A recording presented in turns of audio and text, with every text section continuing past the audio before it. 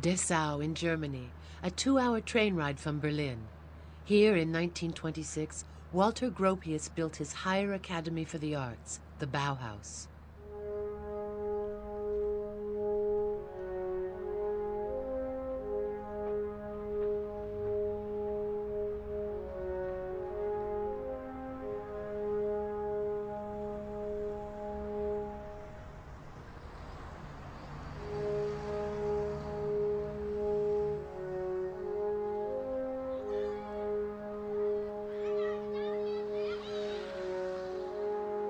For the inhabitants of Dessau, the building that rose up before their eyes was a peculiar thing, with its glass walls, right angles, and flat roofs.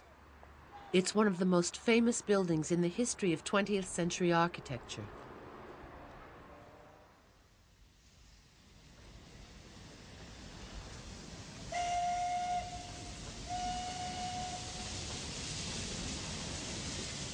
On December 4th, 1926, a steam train pulled into Dessau station.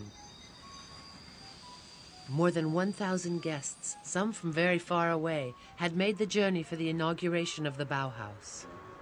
With the building located on the outskirts, the guests first passed through a city rooted in the past centuries. On the evening of its inauguration, spotlights illuminated the facade.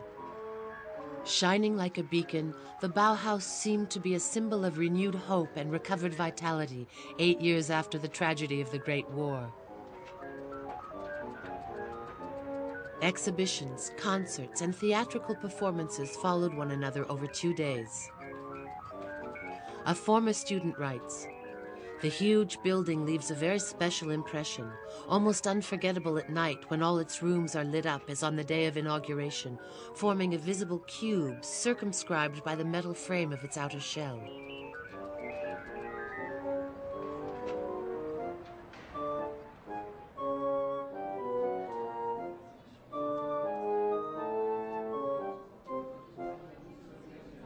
Politicians, artists, and company chairmen crowded around Walter Gropius. At 43, the architect of the Bauhaus was also its director.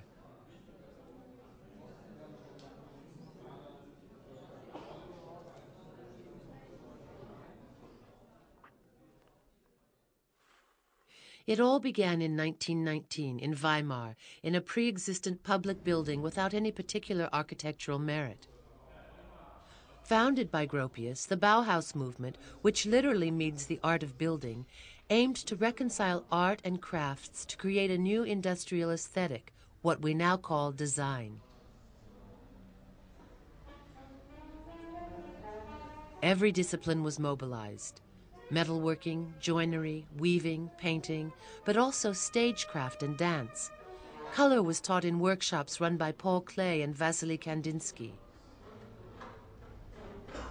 Electrical appliances and furniture that continue to mark our daily lives were designed there. Experimental films were made.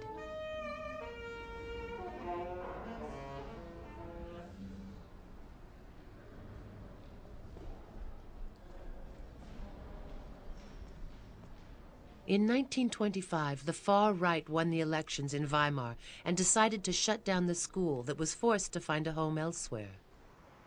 In Dessau, the city council, with its Social Democrat majority, released funds for the construction of a new home for the school that would give it a fresh lease on life. The city, with its 70,000 inhabitants, was an important industrial center. Dessau was an ideal location for an encounter between the aesthetic avant-garde and heavy industry. The land made available to Gropius was in a relatively isolated area, like this one, separated from the town proper by the railway line. The architect would not have to situate his building within the restrictions of the urban fabric. No sightlines or elevations needed to be respected. He was both the project's backer and its client.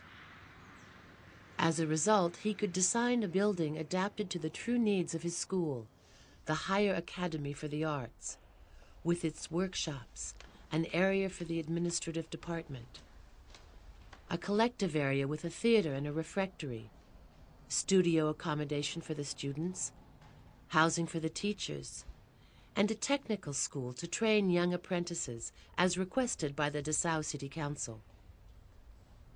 He could give it any shape he wanted. A campus with dispersed elements. A huge building with an inner yard. A drawn-out building.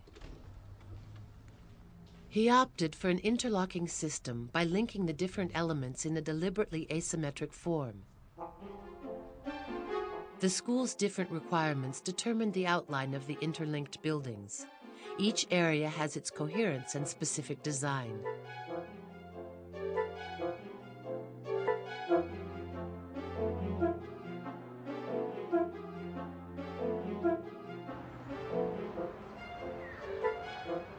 The Bauhaus isn't an easy building to understand at first. One cannot immediately comprehend its form, meaning, and motion. To explain his design, Gropius liked to use aerial views. He claimed that the different sets of buildings and their layout then became clear.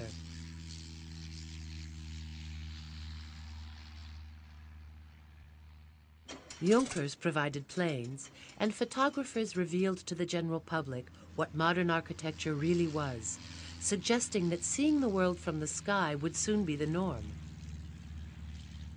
Gropius, a resolute visionary, allowed all those who didn't yet have access to the airplane to abandon their static and passive approach to his work, and declared, "You must walk around the building to understand its materiality and the function of its various elements."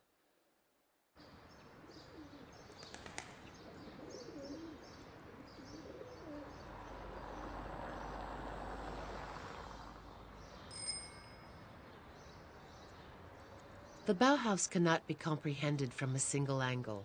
The building requires movement to be understood. The pedestrian must start walking and, in looking for the school's entrance, will only find a discrete door that seems to deny that the center, or best angle for vision, as in classical architecture, is located there. A global style of architecture appears, with vast surfaces and different heights corresponding to the various needs of the school.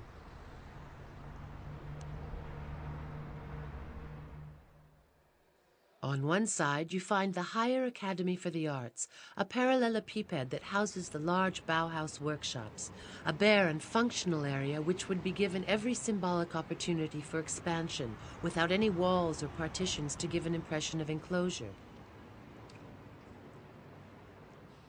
Here, architecture is triumphant. It's all one sees, whether one is inside the building or outside it, actor or audience.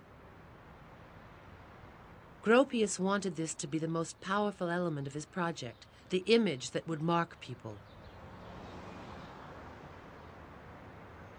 The technical school required by the city council with its classrooms. No grandiose walls of glass here. The students would be less exposed to the gaze of others, as if hidden a little. Walls and corridors break up the work areas. The architectural style is clearly less complete and less prestigious than that in other parts of the building. The collective area where students of the technical school, those of the arts school, and the teachers could meet. It's a place for performance,